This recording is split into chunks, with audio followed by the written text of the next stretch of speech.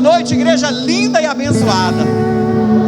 Que a graça e a paz do nosso Senhor e Salvador Jesus Cristo possa superabundar nos nossos corações, amém? Por favor, quero convidar você a tomar o seu assento. Quero agradecer a sua presença, a todos aqueles que nos visitam, as pessoas que estão conectadas online. Espero que tenha sido possível restabelecer a conexão. Nós estávamos até agora há pouco com a empresa responsável, provedora da nossa internet, trabalhando. Saíram daqui, disseram que estava tudo ok, e infelizmente foram só eles saírem e deu problema. Você consegue perceber um princípio ético na minha fala? Nessa simples fala? Estou dizendo que nós estamos com um problema de conexão de internet, que a empresa responsável pelo serviço estava até agora trabalhando, ela restabeleceu, foi embora e o problema continua causado. Consegue perceber ética nessa fala? Um cristão precisa ter muito zelo na fala dele, porque essa empresa, ela nos serve, ela presta serviço para nós, e em alguns momentos pode acontecer situações como essa, e não é por isso que eu preciso expor a nudez, a deficiência, a falha, o erro do outro, para poder justificar um problema técnico que eu estou enfrentando. Prejudicar o outro, quando nós estamos em dor, quando nós estamos em angústia, quando nós estamos em aflição, não gera nada de bom para nós.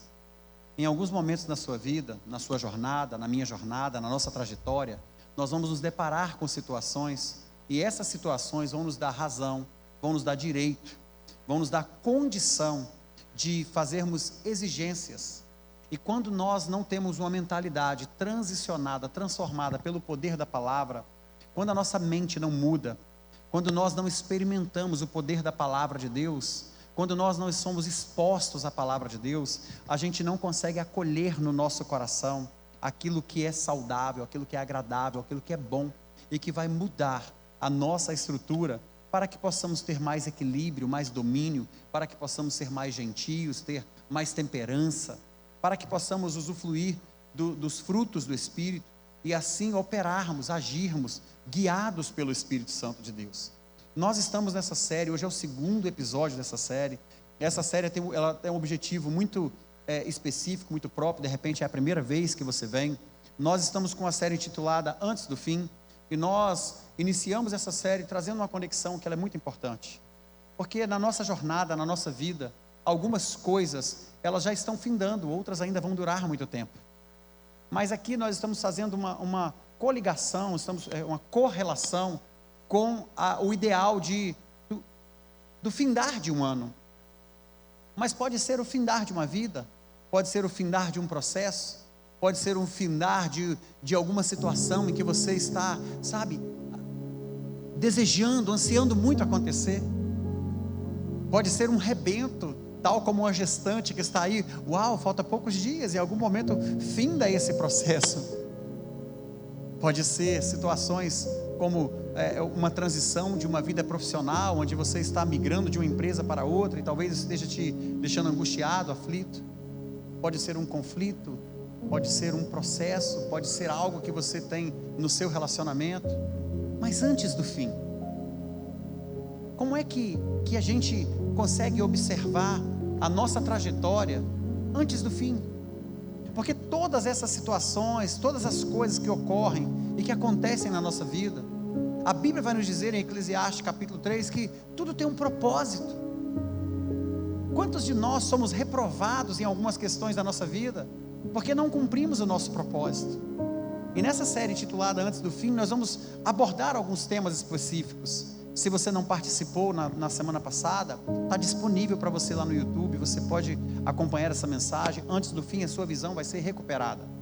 Se você não tiver uma percepção, se você não tiver sensibilidade de tudo que você está vivenciando, se você deixar ser envolvido pelas circunstâncias, pelo que de fato está acontecendo, e não ativar a sua fé, não compreender, não perceber por meio da palavra que existem outras coisas que também estão acontecendo e talvez você não está vendo, e você pode se entregar. E a nossa palavra profética é que antes do fim, antes que esse ano termine, nós cremos que Deus vai restaurar a sua visão, para que você possa adentrar um novo ano com a sua visão restaurada, e você possa se posicionar para cumprir tudo aquilo que Deus tem estabelecido para você. nós cremos que Deus tem coisas e que Ele vai realizar ainda este ano para muitos de nós, amém? Antes do fim, no tema de hoje, nós cremos que você terá a cura que você precisa. Poderíamos dizer ou traduzir essa palavra de precisar, trazendo para algo mais fácil de você compreender, algo mais brando, né? Antes do fim, você vai receber a cura que você necessita. Nada melhor do que ter as nossas necessidades supridas em Deus. Nada melhor do que percebermos que muitas coisas que nós desejamos ou queremos não são tão importantes, porque são frutos de, às vezes, desejos ambiciosos. Às vezes as pessoas, elas gastam a sua saúde para ganhar dinheiro a vida inteira, e no final da sua vida, ela vai tentar com o dinheiro que ganhou, recuperar a sua saúde, mas saúde não se vende. Ainda que as pessoas que possuem uma condição financeira melhor, elas podem ter recursos mais, através, ter esse benefício de recursos, mas saúde não está à venda. E quando nós olhamos para essa realidade, antes do fim, nós cremos que Deus, Ele vai restaurar, Ele vai trazer para você a cura que você precisa, a cura que você necessita. Eu quero pensar um pouquinho com você sobre os desafios que nós temos que enfrentar, porque todos nós temos desafios para enfrentar. Vamos pensar vamos estruturar, porque antes do fim, nós estamos falando de uma vida, na nossa fase de infância, enquanto criança, uns de nós eram menorzinhos, eram pequeninos, e nós tínhamos amigos que eles eram um pouquinho mais altos. Nós tínhamos amigos que eram mais rápidos do que nós, ou talvez nós éramos o amiguinho mais rápido. Quando nós olhamos para essa estrutura, uns mais magrinho, outro mais gordinho, isso lá na nossa infância, quantos um dia, não sei se é a sua realidade, não pensou, uau, quando eu crescer, quando eu quero ser maior, eu quero ser o mais forte, às vezes o mais franzino, às vezes o mais fortinho. É parte da nossa infância. Quantos de nós passamos por situações onde as pessoas, elas questionavam, brincavam ou zombavam de nós, que você é feio? É por isso que mãe cura, não tem coisa melhor do que uma mãe que atenta. Mãe cura. O filho vai para a rua e ele é feio, olha o nariz dele, pensa eu, queridos, um narizinho assim. Eu penso que o médico vacilou, porque geralmente puxa o bebê pelo pé. O meu, acho que ele pegou pelo nariz, e enquanto eu não saía, ele foi ajeitando, aí deu uma esticadinha. Mas eu aprendi a lidar com isso, porque eu me tornei saudável.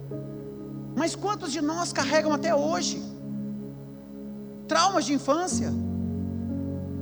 Se você olhar para a orelha do sujeito, ele fica desesperado, porque foi chamado de topogígio, de dumbo, essas coisinhas assim, porque esses eram desenhos da minha época. Hoje eu não sei como é que é. Sim, eu conheci o Gepeto, o Pinóquio, porque é lá da minha época. Eu acho que parte do Pinóquio pode até dizer que foi inspirado em mim, mas eu aprendi a lidar com isso. Pezão, aos 43, aí o cara que tem 44, então imagina o quanto que não sofreu. Habilidade com futebol nenhuma, porque eu tropeçava no meu próprio pé, mas tentei brincar. Você ri, né? Mas é verdade, essa é a nossa infância. Quantas coisas nós tivemos desses desafios, mas está tudo bem, porque aí como adulto, nós chegamos numa fase onde nós encontramos pessoas demasiadamente jovens, outros já um pouco mais vividos, com mais experiência. Encontramos também pessoas com bastante experiência, outros sem experiência nenhuma, sem qualificação nenhuma, outros mais qualificados. Nós encontramos pessoas com muitas ocupações, pessoas com atividades, fazendo tantas coisas, envolvidas em projetos, no meio de muita gente, mas em contrapartida, essas mesmas pessoas, na verdade, vivem uma solidão. Encontramos pessoas que elas conseguem ter o prazer da vida, outras fogem da vida porque não têm prazer. Encontramos pessoas desesperadas porque não sabem como lidar com as suas contas, e diga-se de passagem, contas que elas mesmas fizeram. O prazer de comprar se esvai porque não soube administrar e agora está vivendo uma angústia, uma aflição. Pessoas, queridos, muitas pessoas, entenda, pessoas que elas não conseguem se organizar e elas se rendem às circunstâncias porque elas estão na sua mentalidade, na sua estrutura psíquica, emocional, elas estão rendidas ao acaso, elas se acostumaram com isso.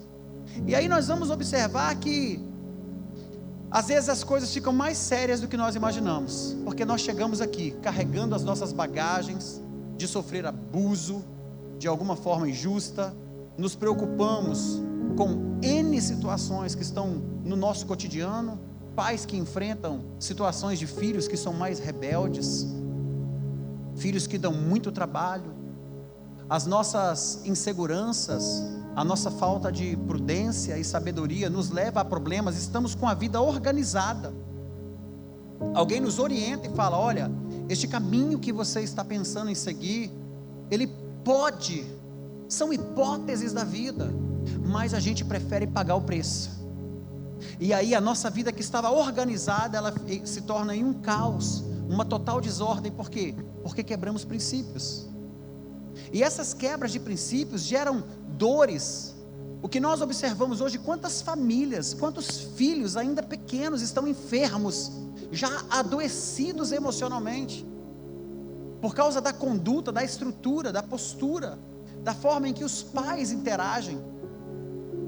Quando nós olhamos para essa verdade, quando nós paramos a pensar sobre isso, em muitos momentos nós perdemos o controle. Nem tudo está no nosso controle. Chegar numa noite como essa, falar: pastor, antes do fim, o senhor quer falar que Deus tem, que Jesus tem disponível para nós a cura que nós precisamos? Sim, Ele tem. Você só precisa saber o quão você está saudável e entender em qual é a esfera que você precisa desse milagre. Porque talvez fisicamente, aparentemente, o seu corpo, você demonstra saúde, vigor, vitalidade, força. Em contrapartida, pode ser que essa doença, esse mal, esteja alojado na sua psique, nas suas emoções, na sua estrutura, e talvez você não consegue perceber isso.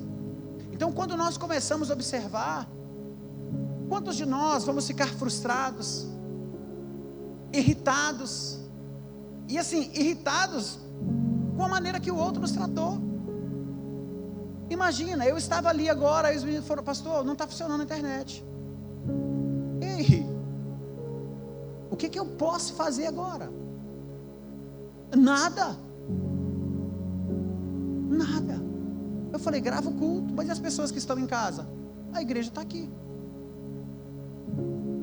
Os que não puderam vir porque estão trabalhando, porque depois a gente vai disponibilizar. Mas tem aqueles que não vêm, queridos. Deixa eu só te mostrar um detalhe. Quantos estiveram aqui domingo? Pode baixar sua mão. Olha para trás.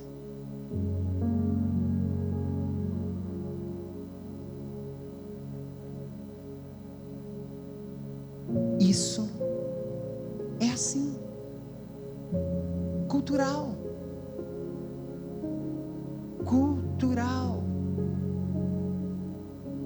As pessoas parecem escolher um dia. Está tudo bem, porque às vezes durante a semana nós temos as nossas atividades, os nossos trabalhos, os nossos afazeres, são tantas coisas. Mas é cultural. Algumas pessoas pensam que dia de ir à igreja é domingo, e elas só vão ao domingo porque é mais comum, é mais confortável. Alguns nem vão quando sentem, sabe? Eu estou dando exemplos para você do como nós nos acostumamos com as coisas. E quando nós começamos a observar essa situação, não é só o fato de ficarmos frustrados, impacientes, irritados, porque muitos de nós ressentimos e ficamos amargos, muitos amargurados. Cheguei ali e falei: querido, não tem jeito, está tudo bem, está de boa. Posso dar exemplos simples para vocês?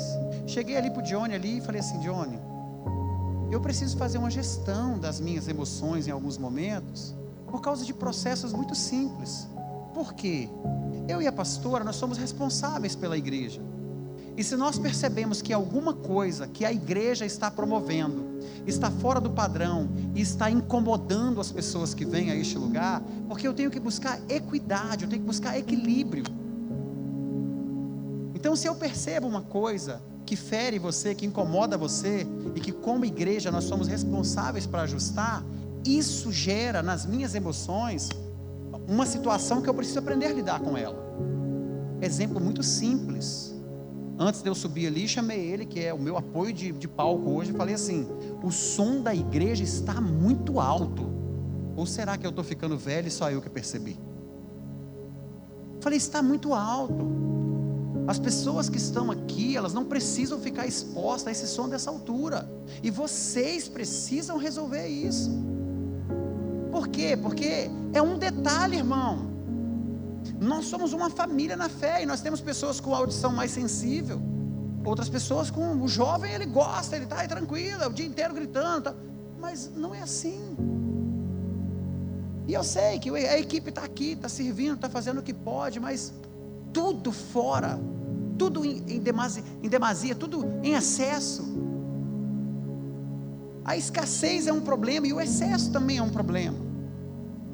E aí eu estou ali para subir, eu falei, querido, vocês têm que me ajudar, porque é um detalhezinho, você precisa ir lá e falar. E se eu não falo, se você não fala, você daqui a pouco, você se sente tão mal, e você não vem mais para a igreja, porque a igreja é bagunceira, é muito alto, eu não aguento isso, tal. Gente, tem que ter equidade, tem que ter equilíbrio, porque aí nós já estamos falando de decibéis, nós estamos falando de fisiologia. Então isso pode ocasionar um problema fisiológico, mas isso pode ocasionar um problema que você não vai perceber, que é lá na estrutura, na alma do sujeito, sabe, a ofensa, a ferida. Para vocês terem uma ideia, enquanto eu falo sobre isso, pode ter certeza, as pessoas nos frustram, as pessoas nos decepcionam, as pessoas nos deixam. Você acha que a equipe não fica triste? Mas é bom que ela fique triste agora e não repita isso amanhã, porque aí não adoece só um, se a gente não fala, adoece todo mundo.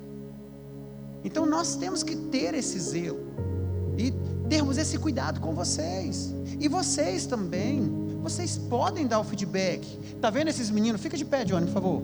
Está vendo esses meninos aí?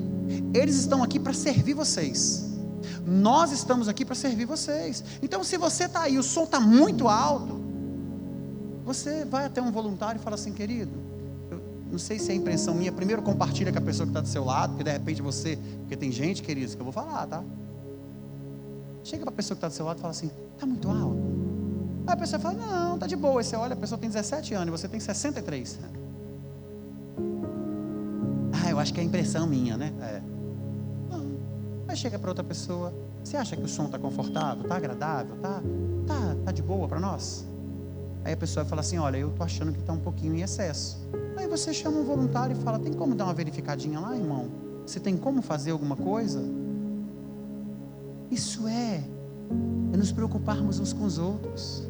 As paletas dos ar-condicionado, mandei parafusar tudo para cima, elas não jogam mais o ar-condicionado em cima de vocês. Por quê? Eu vinha no controle, queridos, configura para cima. Aí configurava, alguém chegava com calor e sentava ali, pedia o voluntário, joga a paleta aqui em cima de mim, o voluntário botava a paleta para mexer. Eu não tenho como fazer gestão disso. E 35 minutos com ar-condicionado a 21 graus ou 23 graus em cima de uma pessoa, incomoda. Aí fomos lá e parafusamos, está parafusado, aquilo não baixa mais. Para quê? Para que a gente consiga ter um ambiente agradável. Aí há poucos dias alguém chegou, tentou mexer lá, tentou, não conseguiu. Aí pegou um negócio, estava lá com a vareta tentando. Eu falei, você está fazendo o quê, filho? Não, tentando baixar a paleta que está muito quente. Eu falei, não, a paleta tem que ficar assim, ela está parafusada, você vai quebrar. Falar sobre essas coisas abertamente.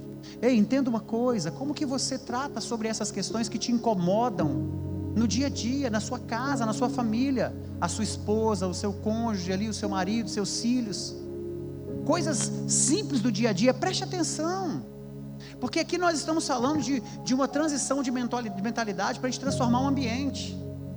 São coisas que desgastam, e nós estamos acostumados, isso vai gerando em nós, isso vai deixando a gente enfermo. Porque tem pessoas que elas são ao extremo, outras são relapsas demais. Umas muito cuidadosas e outras deixam as coisas passarem. Mas são coisas que a gente trabalha no dia a dia. Eu percebo, tem comportamento. Olha, só para você ter uma noção, se eu chego num ambiente e eu vejo um papel no chão, por exemplo, foi ali no banheiro, puxou a toalha e jogou fora da lixeira, eu não consigo olhar aquilo e não pegar o lixinho e colocar lá dentro, mesmo que não tenha sido eu. Agora, se ao fazer isso, eu me sinto mal e eu começo a falar assim: quem foi esse infeliz? A pessoa que fez isso, como que é porco, como que é relaxado? Deixa eu te falar, eu estou mais doente ainda do que pegar o papelzinho e colocar ali. Às vezes a gente não faz essa gestão das nossas emoções, é nessa hora que a gente é provado. Você entra no banheiro, você vê lá, a pia está suja, alguém veio, escovou os dentes, e infelizmente ele faz assim na casa dele, em qualquer lugar, e você olha aquilo, e aí você muda de pia, deixa esse trem, muda de pia. Por que você muda de pia? Que nojo, eu não vou mexer com isso. Mas você pode abrir a torneira, tentar ali, organizar. Tem um sabonete ali, pega o guardanapinho e vai, faz, qual é o problema? Mas nós estamos adoecidos, brigamos por um fio de cabelo que caiu, quem sabe, da nossa esposa ou do nosso marido na pia, por algo que ficou fora do lugar. E quando nós começamos a observar isso, alguns de nós parecem ter tudo sob controle, enquanto que por dentro nos perguntamos: por que a vida parece ser tão vazia e sem sentido? Talvez não possamos identificar exatamente o que é, apenas sabemos que está faltando algo, mas este é geralmente um estado temporário, por causa das distrações que estão ao nosso lado. Você já parou para pensar no nível de satisfação que a sua esposa tem de ser a sua mulher? No quão você proporciona saúde para sua esposa, saúde para o seu filho, saúde para o seu marido, saúde para os seus pais?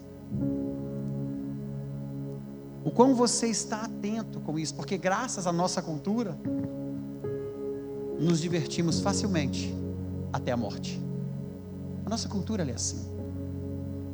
As coisas podem estar terrivelmente bagunçadas, mas sempre encontramos uma maneira de disfarçar a dor, a angústia e a aflição, para podermos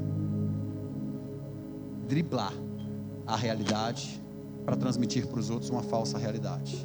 E aí eu suspeito que esse costume com esse padrão de vida pode estar nos tornando pessoas que de maneira inconsciente não percebem o quanto estão adoecidas ou adoecendo as pessoas. E aí eu quero pensar com você: quantos de nós, eu compartilhei com meu filho indo para casa, fui pegar ele na escola, estava indo com ele para casa, eu compartilhei com meu filho bem assim, é importante você observar.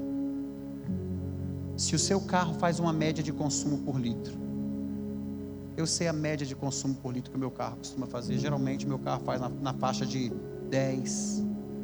Se ele consumir um pouquinho mais, faz 9,5, 10,2 por litro. Andando normal, para onde quer que eu vou, meu carro faz isso. Observei o meu carro nessa semana e ele estava, sabe com qual quilometragem? 8,2. O que isso quer dizer? Que eu estou estressado, atrasado, acelerando mais, consumindo mais, porque não estou fazendo uma boa gestão de algum processo na minha vida.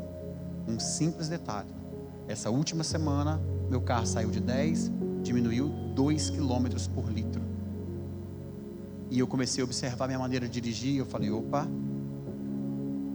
estou estressado, atrasado, sabe, correndo contra o tempo. E não precisa ser assim, porque eu não sou assim. Eu não tenho esse problema de a pessoa passar do meu lado e querer passar pelo acostamento. O problema é dele. Eu tenho que sair tranquilo. Eu preciso me programar para que eu não venha ocasionar um acidente, para que eu não venha gerar um problema. Esse é um simples detalhe. Se você tem um veículo e você chega e fala assim: o meu veículo é igual ao seu. E aí eu pergunto: quanto seu carro está fazendo? Você fala: o meu está fazendo 7 por 1. E o seu? O meu faz 10 por 1. Um está tendo uma direção preventiva, cuidadosa, segura, e o outro está no risco. E você pode estar adoecido e não está percebendo. Se você grita, se você se estressa, grita rapidamente. Se você se ofende rapidamente. Quantas pessoas são intolerantes, vêm para a igreja para trabalhar, para servir, daqui a pouco está aborrecido e vai embora. É sério, queridos. Veio para cá, tirou a foto, ai, alegria, que bênção, esse é o meu lugar, Aí daqui a pouco, filho, do nada, rosa, já vai embora. Aí você vai descobrir o que aconteceu. Eu queria segurar a placa, deixou outro segurar a placa. Não acontece isso não, gente. Pelo menos eu acho que não. Às vezes é coisas menores, são coisas maiores. Por que é importante você saber onde é que você está doente? A depressão é um transtorno mental frequente em todo o mundo. Estima-se que mais de 300 milhões de pessoas de todas as idades sofram com esse transtorno. A depressão é a principal causa de incapacidade em todo o mundo e contribui de forma importante para a carga global de doenças. Mulheres são mais afetadas do que homens.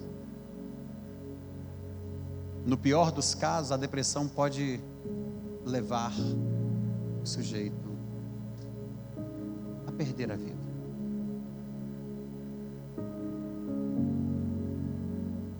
Existem vários tratamentos medicamentosos, psicológicos, eficazes para se tratar a depressão. Quando nós olhamos para o cenário que eu quero propor a vocês, quantas curas Jesus realizava? Quantos problemas de saúde física estavam presentes no tempo de Jesus e Ele estava curando? Quantas pessoas que tiveram a experiência de vivenciar 3 dias no encontro e que tiveram a oportunidade de passar por um processo de revisitar algumas questões da sua vida, de pensar sobre algumas questões que parecem ser minimalistas, mas elas são fundamentais para você ter um equilíbrio na sua casa, na sua família, no seu trabalho. Quando nós observamos a palavra e nós entendemos isso, tudo muda. Vamos olhar para um cenário de um milagre que é extremamente comentado, mas esse indivíduo já estava acostumado com a sua enfermidade. Quando olhamos para o Evangelho de João, no capítulo 5, a partir do 1º versículo, vai dizer assim: depois disso houve uma festa dos judeus, e Jesus subiu para Jerusalém. Ora, há em Jerusalém, perto da porta das ovelhas, um tanque em aramaico chamado Betesda, que tem 5 colunas cobertas. Nestes jazia uma multidão de inválidos, cegos, coxos e paralíticos. Observa um detalhe muito simples: problemas de saúde aglutinado em um mesmo lugar. Por que eles estavam ali? O que fazia ou o que fizera com que essas pessoas fossem para aquele ambiente? Jesus Cristo. Por que um coxo não fica em casa? Por que um paralítico não está sendo cuidado pela sua família na sua casa? Você consegue perceber que existem um cego. Consegue perceber que a própria família já perde a esperança da possível cura, da recuperação, e ela entrega. Quantas pessoas estão na rua hoje pedindo esmola, pedindo as coisas, alguns enganando, outros de fato. quantas pessoas estão doentes mentalmente, e a família abandonou, não tem jeito, está abandonado. Mas o que nós vamos observar aqui, que eles estavam ali. Estava ali um homem inválido há 38 anos. Jesus, vendo ele ali deitado, e sabendo que estava ali há muito tempo, perguntou: queres ser curado? O enfermo respondeu-lhe: Senhor, não tenho ninguém que me coloque no tanque. A água é agitada e quando eu vou, outro desce antes de mim. Jesus lhe disse: levante-se, pegue a sua cama e ande. E imediatamente o homem foi curado. E ele pegou a sua cama, andou. E isso aconteceu num dia de sábado.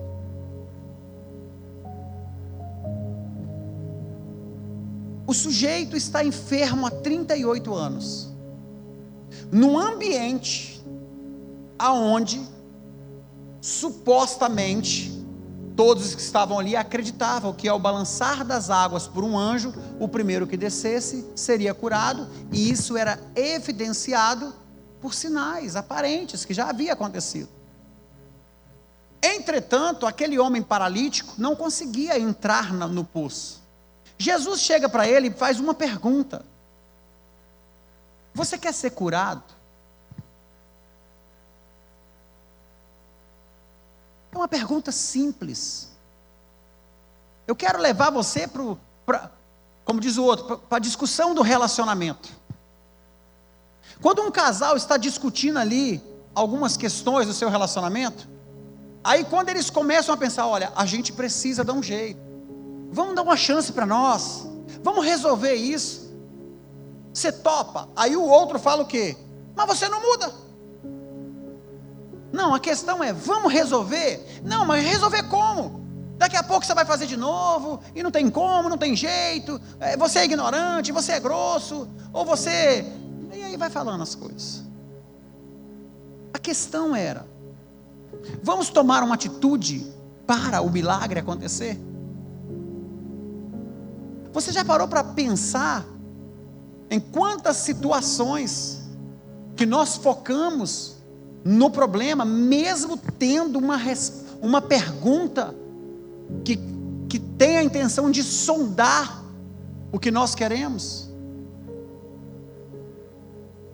Qual é a área da sua vida que precisa ser curada, restaurada, e que você só olha para as circunstâncias? Ah, porque fulano falou, ah, porque ciclano disse, ah, porque não sei quem fez dessa forma, ah, porque se fosse isso, se fosse aquilo. Aquele homem estava diante de Jesus, que simplesmente falou assim: ei, você quer ser curado? Ele focou em quê? Na cura ou no problema? Nas questões dos outros? Na falta de empatia, na falta de compaixão? Nas circunstâncias? E o que eu quero mostrar para você aqui é que esse texto, ele é muito rico, por um simples detalhe. Você quer ser curado? O homem apresentou um monte de problema.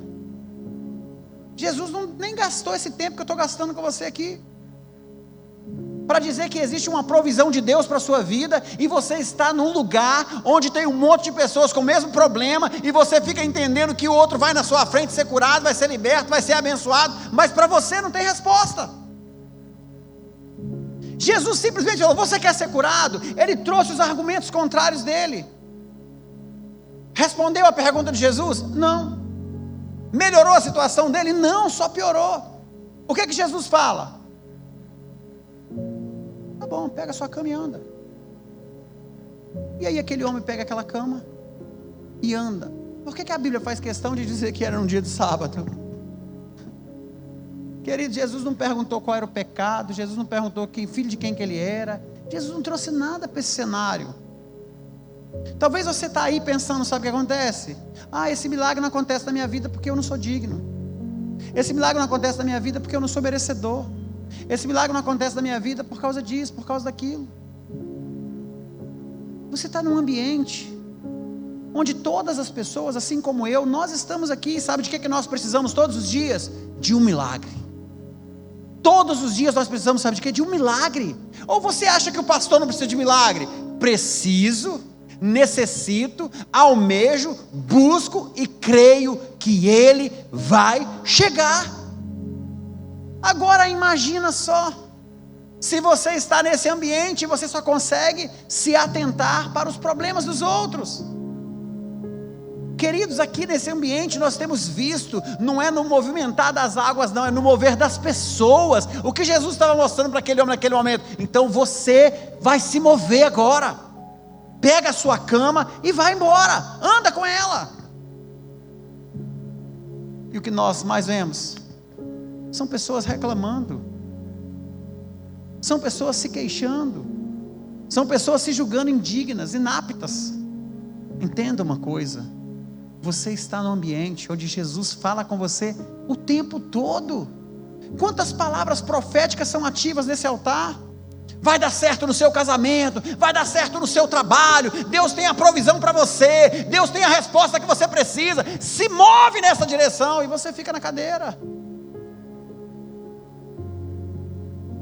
Imagina aquele homem. Queridos, eu me lembro claramente do dia em que eu fui parar numa UTI, com a bacia quebrada em 4 partes, e quando eu acordei eu não tinha movimento nenhum nas pernas, fratura de livro aberto, e todos os dias eu acreditava, eu falava, eu vou sair daqui andando, eu vou sair daqui andando, eu vou sair daqui andando. O médico zombou, o ambiente não era favorável, eu tive infecção, o negócio que era para me ficar 15 dias foi para 27 dias, mas quando eu saí de lá, isso é milagre, determinação de fé, eu saí andando. O Senhor teve misericórdia da minha vida, mas eu acreditei e eu me movi naquela direção. Agora o que você precisa? Qual o milagre? Eu preciso de um milagre no meu casamento. Faça você as atitudes, toma você as atitudes, carrega o que precisa carregar para dar certo esse milagre no seu casamento. Não adianta você ficar olhando, mas a minha esposa não se move, meu marido não se move, meu filho não facilita. Nós vamos observar aqui que os judeus, no versículo posterior, versículo 10, então os judeus disseram ao homem que havia sido curado. Aí você imagina, o homem pega a cama e vai embora, aí ele sai feliz da vida com a caminha dele. Os judeus olham para ele e dizem assim, é sábado, não é permitido você carregar a sua cama. Você para pensar, 38 anos, 38 anos de sofrimento, de angústia, de aflição. Mas o homem lhe respondeu, o homem que me curou, esse homem me disse, pegue a sua cama e vaza, vai embora. E aí você quer ver como é que o negócio fica mais difícil de você entender essa mentalidade religiosa que nós temos?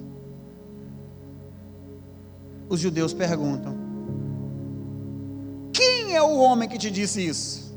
Pegue a sua cama e ande. Ora, o homem que havia sido curado não sabia nem quem era Jesus, pois Jesus havia se retirado e havia uma multidão no local. E aí, pastor?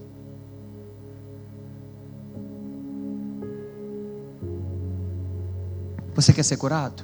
O sujeito trouxe um monte de questionamento. Aí Jesus fala assim, pega a sua cama e anda. O homem passa a mão na cama e vai embora. Chega lá na frente, se encontra com um monte de religiosos, com um monte de pessoas defendendo a sua fé, em nome de Deus, e fala assim, você não pode carregar a sua cama. Imagina o sujeito, eu? Rapaz, eu estou 38 anos deitado ali, ninguém nunca me jogou naquele trem quando a água balançava para eu ser curado. Um homem fala comigo, levanta, pega a sua cama e vai embora. Eu estou indo embora com a minha cama, vou para casa, não preciso deitar mais ali, vou deitar na minha casa. Quem é esse homem? Não sei. Tinha muita gente no local e ele só me curou e foi embora. Você não faz ideia de quantas pessoas entram nesse ambiente que não conhecem Jesus e saem daqui curada. Porque toma posse da palavra. Você consegue entender? Você não faz ideia de quantas pessoas que vêm a esse ambiente sofrendo, angustiadas, aflitas, aí vem a palavra na direção dela, porque Deus vai restaurar a sua vida, e a pessoa, amém. e ela vai embora com a vida restaurada.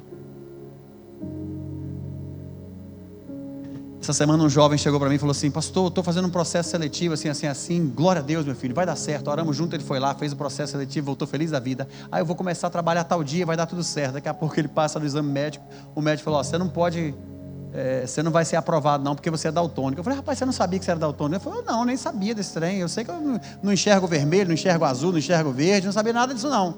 E aí a menina falou que provavelmente eu não vou passar não. Eu falei: olha filho, deixa eu te falar um negócio. Aí ele veio: você ora por mim? Eu falei: deixa eu te explicar um detalhe. Se você, como daltônico, trabalhar nessa função tem risco, é claro que eu não vou orar para você entrar numa situação que você vai ter risco. Que oração é essa, filho? Mas deixa eu te explicar. Vamos clamar a Deus para que essa área em que você está sendo contratado, o daltonismo, não seja uma complexidade. E aí vai dar certo. Mas insiste, meu filho, liga para lá, fala que você precisa do emprego, e para ela ver isso direitinho. Eu hoje cheguei aqui na igreja e falei: pastor, obrigado pela oração e pela instrução. Hoje foi o meu primeiro dia de trabalho. Glória a Deus. Mas aí eu falei: e não tem risco não? Tem não. Então tá tudo bem, ué, graças a Deus. Aí você imagina, o sujeito precisa, quando ficar azul aperta o botão, senão você morre. Ele fica: qual que é essa? Não vou pedir uma oração dessa, entendeu? Ele aperta o botão errado lá, se mata ou mata alguém. Não pode ser assim. Mas o milagre acontece na medida que você busca e você crê. Quantas pessoas, aqui é muito claro, Jesus, Ele é um Deus de graça, de misericórdia, de amor. Ele quer te abençoar, Ele quer que você seja curado, Ele quer que os seus relacionamentos sejam saudáveis, Ele quer que a sua vida seja uma vida abundante, Ele quer que você vive livre, Ele quer que você tenha condição de pensar e agir de acordo com a sua palavra, para que você possa semear amor, semear paz, semear vida. Sabe, Ele quer isso para nós. E entenda uma coisa: aquele ambiente de Betesda não é diferente do ambiente de hoje, porque você pode estar fisicamente, aparentemente saudável, mas tem alguma área da sua vida que precisa de cura. Agora, se você não souber disso, se você não entender isso, você vai viver uma vida manca, sem saber que está mancando, porque você vai se acostumar com isso. E aí o que nós percebemos é o seguinte: você vem na igreja de quinta, você vai falar com o irmão: por que você não vem na igreja? Porque é dia de domingo que é dia de ir para a igreja. Se serve no voluntariado, só serve no domingo, que é dia de quinta, não dá para vir para a igreja. Escola bíblica dominical não é dia. Queridos, a religiosidade.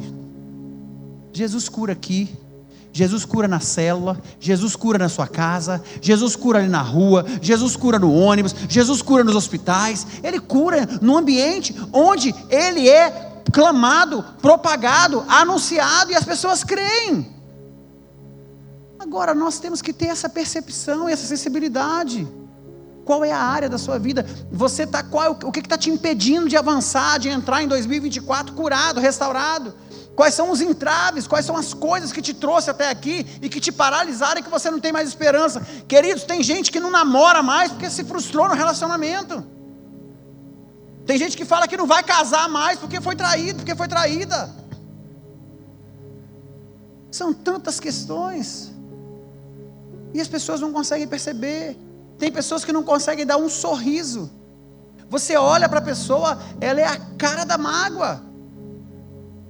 Por quê? Porque precisa de cura, precisa de transformação. E já tem outros que zombam demais, brincam até com o que não deveria, né? Por quê? Porque também é uma fuga. O que nós observamos aqui é que aquele homem, ele foi curado, e quando ele começa a ir para a casa dele, ele é interrompido por outras pessoas da fé, que deveriam celebrar e falar: uau, você era aquele sujeito que estava lá? Sim, glória a Deus, você está curado, conta para a gente como é que foi esse milagre. Ei, como é que você foi curado? Você pastor não botou óleo na sua cabeça? Essa cura não é válida.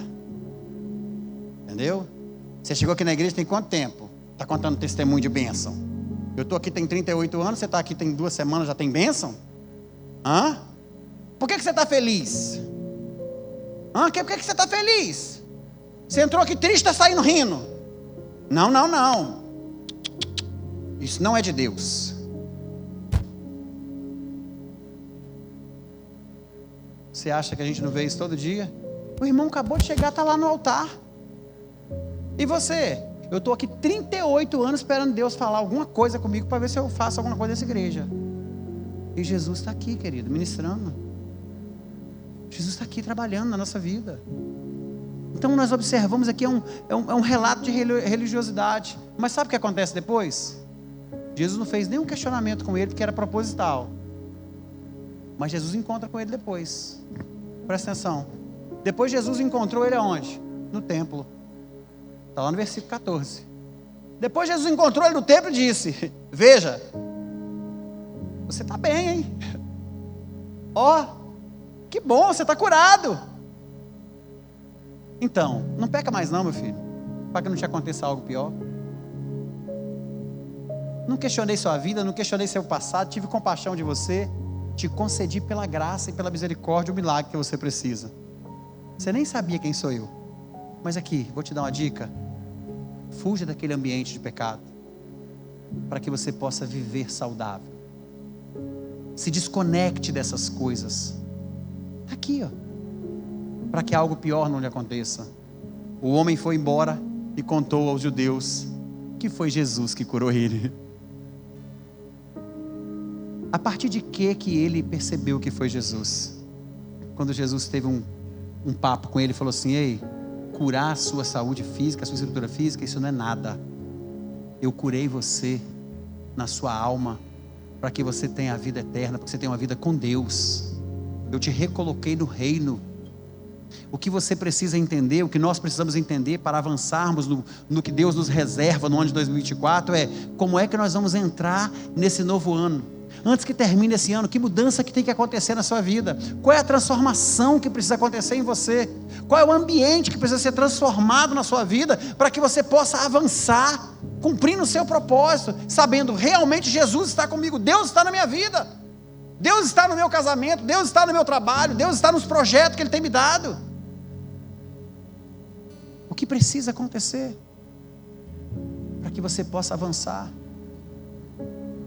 Quantos de vocês, quantos de nós, às vezes estamos neste ambiente e não percebemos que esse ambiente é um ambiente de cura, de milagre?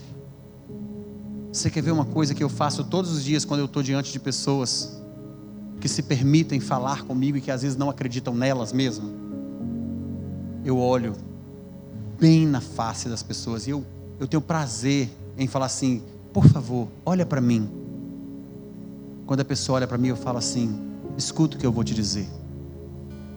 Pode parecer impossível, pode parecer insustentável, pode parecer improvável, mas Deus pode fazer um milagre. Deus pode mudar a história da sua vida. Deus pode fazer uma grande obra por meio da sua vida, mas Ele vai fazer primeiro uma obra na sua vida. Você precisa crer. Não existe esse negócio de que eu não consigo, eu não posso. Sozinho nós não conseguimos, mas em Deus nós vamos conseguir, queridos. Ele é poderoso e Ele está nos chamando para sairmos desse ambiente, sabe? Onde tem um monte de gente coxo, cego, surdo, mudo, inaptos, para dizer assim: filhos, vocês estão diante da minha palavra poderosa, então peguem a cama de vocês e vivam um milagre. Carrega a sua cama, ninguém vai te carregar mais. Você precisa entender que você está sendo habilitado por Deus nas áreas da sua vida mais difíceis, para que você possa entrar na sua jornada, no projeto que Ele tem para você, sem ninguém carregar a sua cama. Você é capaz, você pode, é isso que Ele quer, é isso que Ele quer, mas você precisa crer. Porque no meio daquela multidão apenas um homem pegou sua cama e foi embora? Porque nesse ambiente eu não sei quantas pessoas vão pegar a sua cama e muitos vão continuar assistindo. Qual é o nível de incredulidade que você tem vivido? Escuta, eu não sei qual é a área da sua vida que você precisa de um milagre, mas a pergunta para você é: você quer ser curado? A sua resposta pode falar das circunstâncias, dos desafios, da improbabilidade. Mas entenda, o que Jesus quer dizer para você é: você quer ser curado? Então levanta do seu lugar. Levanta do seu lugar. Levanta do seu lugar. E quando você sair dessa porta, seja um agente de transformação, seja um milagre vivo. Você vai viver essa evidência. Mas eu não quero orar só pelas questões, só pelo nível de consciência. Eu quero orar por você. Eu creio que Deus vai curar nessa noite. Eu creio que Ele já está curando nessa noite.